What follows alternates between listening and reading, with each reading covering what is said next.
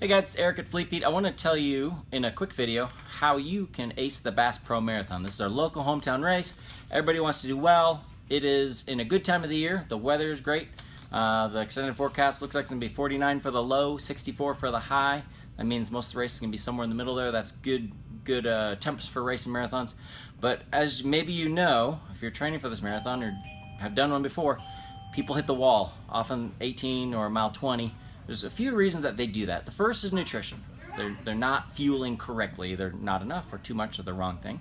Second is pacing, going out too fast, which is easy for all of us to do. And the third one is improper training, not doing enough of those long runs. So what can you hit at this point? You can really hit the first two. You can really correct those first two. Nutrition.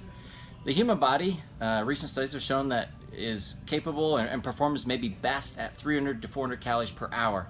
But you may think to yourself, that's 3 to 4 gels an hour. I'm not doing that. And you probably aren't. Most people aren't taking in enough calories in a long run like that. So what does this mean? It means you should be experimenting with your calories. Generally, we want to be eating some sort of carbohydrate. Could be a sports drink, could be a gel, could be a gummy. Doesn't matter. It's what you like the taste of. What does not give you a stomach ache. There are a few, as of the taping of this video, there's a couple weeks before the race. You probably don't have a lot of time to experiment with this, but generally in your long runs, they should be race rehearsals. You should be training in the gear you're using. You should be eating the product and the schedule that you're going to be eating during the race. And that gives you an opportunity, if you plan this out months ahead, that you can be experimenting with how many gels or whatever you're going to take per hour. And maybe play with bumping up more than you've done in the past and seeing how that does. The gut is trainable just like your muscles. Okay, so let's talk about pacing. It's super easy to go out too fast. A long run, the penalty is small mistakes early can get amplified very much later. So it does not penalize you too much to go out too fast in a 5K, but a marathon, it can really hose you. So we hit the wall at mile 20.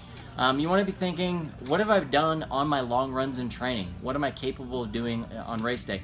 Don't assume you're going to be able to gut out an extra 30 seconds per mile or even maybe an extra 15 seconds per mile. Go with what your reasonable expectation is and maybe go out a bit slower, and at the last 6 miles, that's really when the race starts with the marathon. And the last thing that we always talk about is nothing new on race day. So you're at the expo the day before, don't buy a new pair of shoes, don't buy a new pair of shorts, wear what you've been wearing in training, do everything you've been doing in training on race day. Fewer opportunities for things to go wrong. Now, I'm going to go over the course with you. So I'm going to go ahead and take my camera. Thanks, Krista. And here we are. So let's talk about the course. It's a little loop through the city, and we're going to start, of course, over at the Bass Pro headquarters.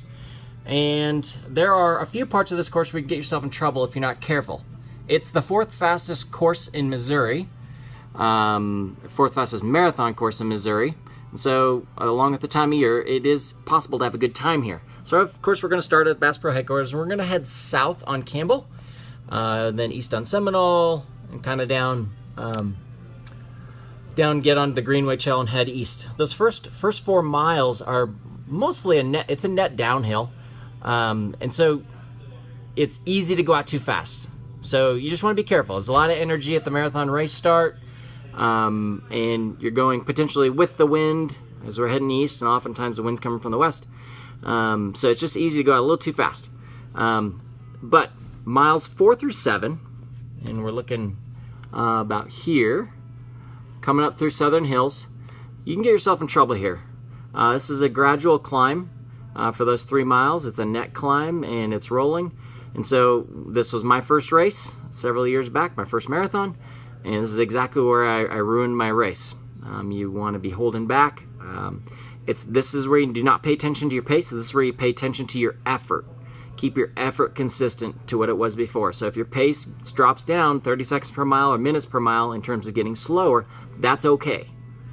All right, so if we head on, we're going to head north on Cedarbrook and head up and cross Sunshine. So we're pretty safe here. Right here, Cedarbrook, this little stretch, this is a net uphill too. I'm just going to talk about the climbs on this race. This is a gradual climb, so you're going to expect to go a little slower there. Cross Sunshine, and for most of the rest of the race, it's flat to rolling, mostly neighborhoods. There are a few turns in this course, but it's not so turny that it slows you down that much. When you get up to the square, and here up top, about mile 18, 19, you got a little climb from 18 to 19, if memory serves. Going through there, you probably recognize some of those streets. You're gonna go through the square, and then you're gonna head south on Jefferson, and then come back down and head. You're actually gonna go south of Bass Pro, and get on the South Creek Greenway here. And from mile 24 to 26, you've got a gradual climb as you kind of head north, back up north through these neighborhoods east of Bass Pro. This is where, if you've saved your energy early on, you can pass a lot of people. This is exactly where I got passed by a lot of people in my race. So save it early on, and you'll have it'll pay off double time later on. We often say that if you go out 30 seconds per mile too fast early on, it ends up being a minute per mile penalty or more later on. I've done several marathons and have yet to do one without having to walk in the last 6 miles, and let's not have that be you unless that's part of your plan. The finish line is heading east on Sunshine, down to Bass Pro, finishing there at the new museum. It's a downhill finish, so you're going to look great and feel great at least that last little point too. But that's it.